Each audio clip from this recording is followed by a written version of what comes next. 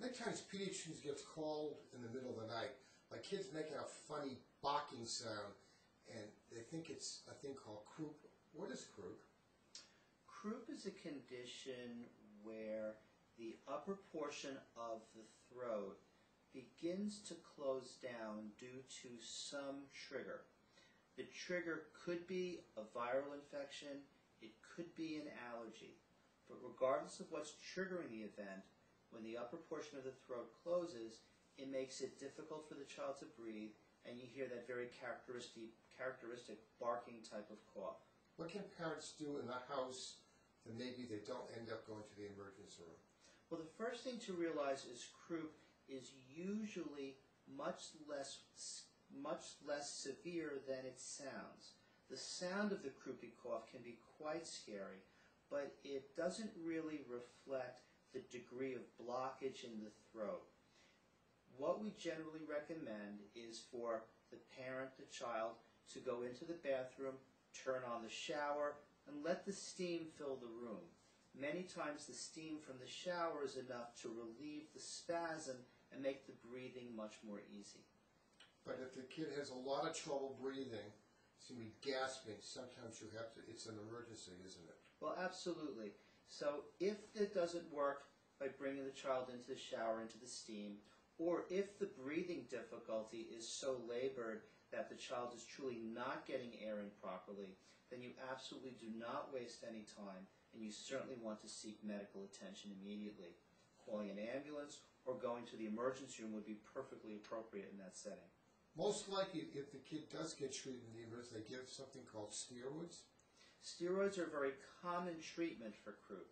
Steroids are a very potent anti-inflammatory medication that relieves the inflammation, relieves the swelling, and relieves the spasm. That's the cause of the blockage in the breathing. Sometimes they give it by injection, sometimes they give it by liquid. Is that true? That's correct. There are several different ways to give steroids.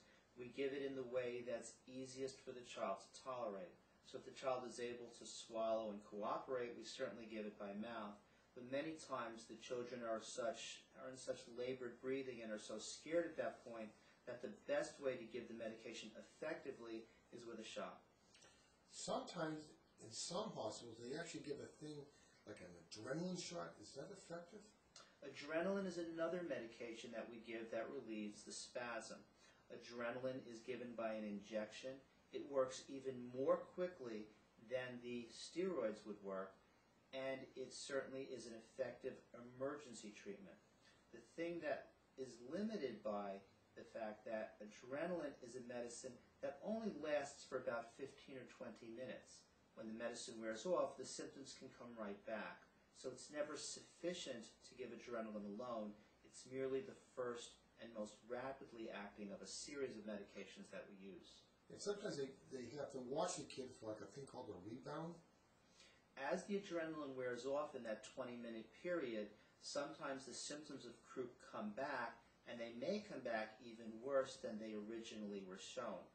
And that is the rebound period. That's the reason that when adrenaline is given, patients continue to be monitored for a period of time, even if they seem to be well. We have to be careful that the rebound does not occur. Not so common now, but years ago there was a form of a croup-like illness called epiglottitis, but we seem not to be seeing it because we have been vaccinating these kids against a certain infection. Is that true? That's very true. Epiglottitis is a form of infection that does block the upper airway, and it is a truly life-threatening infection because the degree that it blocks the upper airway could totally stop a child from breathing. The most common bacteria for epiglottitis is a bacteria called Haemophilus influenza, and it is a bacteria that we now routinely vaccinate all children for. Since we've started vaccinating children for this bacteria, we never see this form of epiglottitis. Thank God.